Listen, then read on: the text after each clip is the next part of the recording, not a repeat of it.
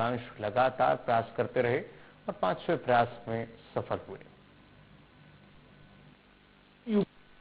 चयनित हुए मंदसौर के युगांश भटनागर इस वक्त हमारे साथ मौजूद है। युगांश भटनागर की कहानी बेहद दिलचस्प है। जानते हैं युगांश से कि क्या रहा। युगांश, सबसे पहले तो आपको बहुत बहुत बधाई इंडियन न्यूज की ओर से कि आपका सिलेक्शन हुआ। Thank you sir. बताइए किस तरह से आपने पढ़ाई की, क्या रैंक रही और सबसे बड़ी बात क्या टर्निंग पॉइंट रहा आपके जीवन में? सर, ये मेरा 5वां अटेम्प्ट था यूपीएससी में और मुझे 307वीं रैंक इस बार प्राप्त हुई। सर, मैंने ग्रेजुएशन में बीटेक किया है इंजीनियरिंग, जिसमें मैथ्स मेरा डिसिप्लिन था और वो ही मेरा ऑप्शनल रहा यूपीएससी में। सर, टर्निंग पॉइंट ऐसा कुछ था नहीं, हमेशा से था एक बार इस एग्जाम को देना है। मैं 2020 से लगातार ये एग्जाम दे रहा हूँ। जो जानकारी हमें मिली है कि आपकी माताजी जो अब दुनिया में नहीं है, वो चाहती थी कि आप आईएएस बने और आपकी बहुत अच्छी नौकरी थी। आप वो नौकरी छोड़कर आपने आईएएस की तैयारी शुरू की, जो जानकारी मुझे मिली है। क्या है बात? जी सर, ये मम्मी का हमेशा से सपना था कि मैं आईएएस बनूं और मैं नौकरी के साथ भी एग्जाम देता था। नौकरी के साथ लेकिन डिफिकल्ट हो रहा था, मैं प्रीलिम्स नहीं क्लियर कर पाया, तो मैंने फिर सोचा कि फुल टाइम इसको दिया जाए जिससे कि ये क्लियर हो सर। अच्छा, बहुत से युवा हैं हमारा देश में जो आईएएस बनना चाहते हैं और कई लोग इस परीक्षा को बहुत मुश्किल परीक्षा भी समझते हैं, हालांकि ये भी सही। उन युवाओं के लिए आप क्या संदेश देना चाहेंगे जो ये तैयारी कर रहे हैं? क्या उन्हें किस बात का ज्यादा विशेष ख्याल रखना चाहिए इन चीजों में? सर, जो भी इसकी तैयारी कर रहे हैं, इसमें एक अनसर्टेनिटी हमेशा है, तो आपको अपनी प्रिपरेशन पे भरोसा रखना है और तैयारी पे भरोसा रखना है।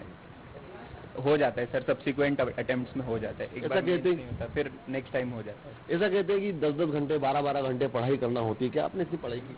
ऐसा लगता है कि ये पढ़ाई 12 घंटे रोज की, 8 घंटे 10 घंटे जरूरी होती है?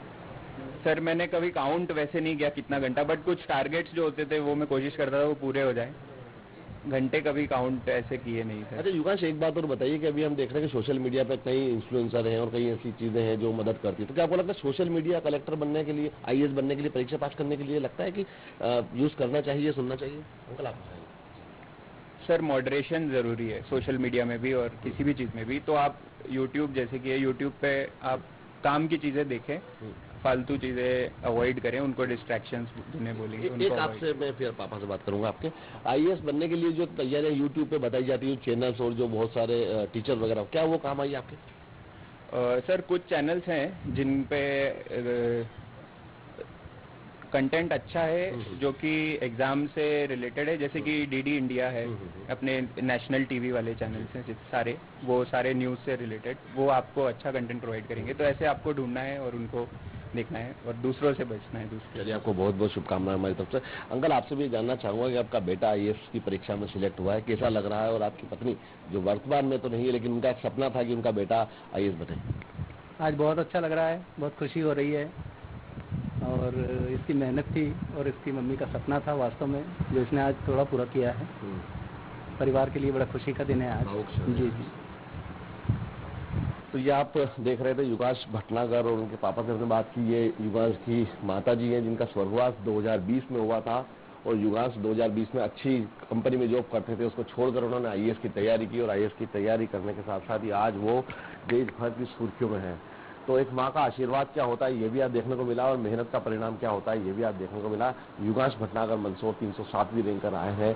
इंडिया न्यूज की ओर से उन्हें बहुत बहुत शुभकामनाएं। तो आप यही सुन रहे थे कि जो भी लोग आईएएस की तैयारी करते हैं वो युगांश को सुन सकते हैं, देख सकते हैं। अजय